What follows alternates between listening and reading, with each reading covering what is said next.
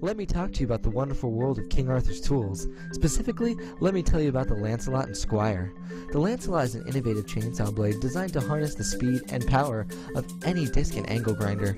This idea is so revolutionary, it won the Florida Governor's Award for new products. Alright, I know you want one already, but let me tell you what would be the best blade for you.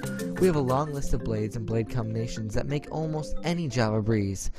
Now, I know you're in a rush, but never mind that. Let me tell you about the part number system and how it works. This will help you order the blade that is best for you. Now, King Arthur's Tools makes two separate sized chainsaw blades for angle grinders. The larger one is the Lancelot, and the smaller one is the Squire. The innovative numbering system used in defining each key function of the chainsaw is made up of 5 numbers. The first of these numbers is always either a 3 or a 4. The 3 refers to the Squire blades, and the 4 refers to the Lancelot blades. As you can see, this is a Lancelot blade. The second and third number are designed for the hole size. Both blades are offered in 3 hole sizes. For the American market, the two most common is the 5/8 inch, also known as 16mm, and the 7/8 inch, which is also known as the 22mm. For the European market, they are the 14mm and the 22mm.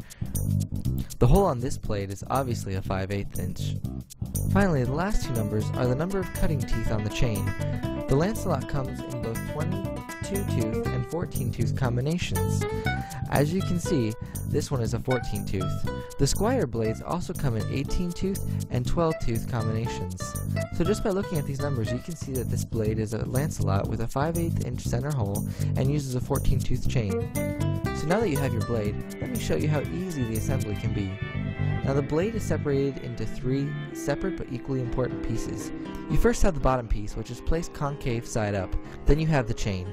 The chain shown is facing the right direction up. Finally, you have the top piece, which is clearly marked top and contains a center decal with a part number included on it. Now all you have to do is take these pieces, line them up, and press them down, and the blade should lock into place. Hey, before we move on, let me show you one more helpful tip. Another way to know the blade is facing the right way is to find the number on the rivets. This number should be facing down during assembly. Now that your blade is assembled, let's get it mounted to an angle grinder. The first step is to make sure your safety guard is positioned at a 45-degree angle. Next, take the spacer that comes with the angle grinder and place it on the center of the shaft. Then take the saw and place it on top of the spacer on the center of the shaft. Finally, secure the universal nut properly, and you've got one blade mounted and ready to go. Now that's all fine and dandy, but how about I show you how to mount a tandem Lancelot blade?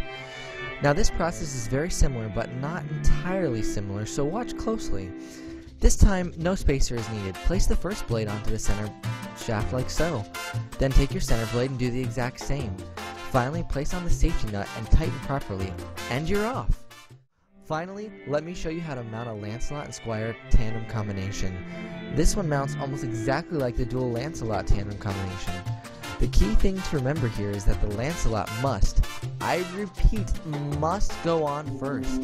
If you were to place the Squire on first, there's a possibility it could destroy the space-time continuum, thus destroying all life as we know it. So, to repeat that one last time, do not place the Squire blade on first. Only once you have the Lancelot blade on can you proceed to place the Squire blade on. Finally, tighten securely with a universal nut and you're ready to do some cutting. But before we can cut, we need to go over some safety tips. To help us out with these safety tips, please welcome Jerry, resident safety expert and professional stuntman to the stars. As Jerry knows, the best way to use any of these tools is with safety in mind first and foremost. That's why Jerry is wearing protective eyewear, safety gloves, and a safety vest, all of which are necessary to safely operate these blades. Oh look, there's Arthur wearing a face guard. That Aussie certainly has the right idea. Arthur steps in and tells him, maybe this isn't a good idea. Your face could get burnt off. To make sure your blade is working optimally, always keep your blade sharp. The way the blades are designed requires you to cut towards you. For safety reasons, do not cut away from you. Make sure to always secure your wood.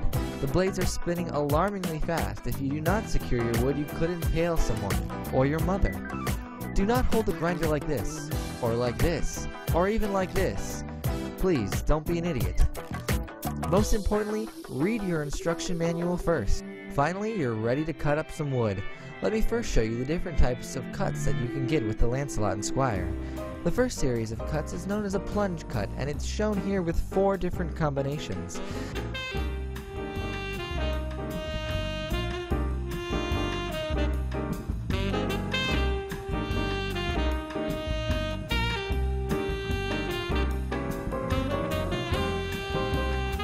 This is a great example of a long cut. Remember to always pull the grinder towards you, and slowly, and you'll be sure to get a nice straight cut. This cut is a raking cut. The movement of the grinder is as though someone were raking leaves. This cut is great for carefully removing layers of wood or bark.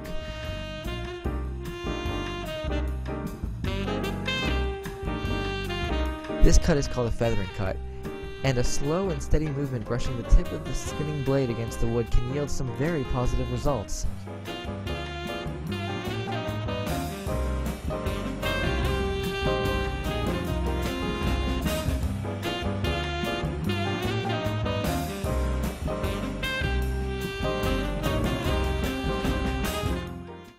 Now that you understand the many different ways these blades will cut, let me explain the benefits of tandem blade mounting, also known as tandem combinations.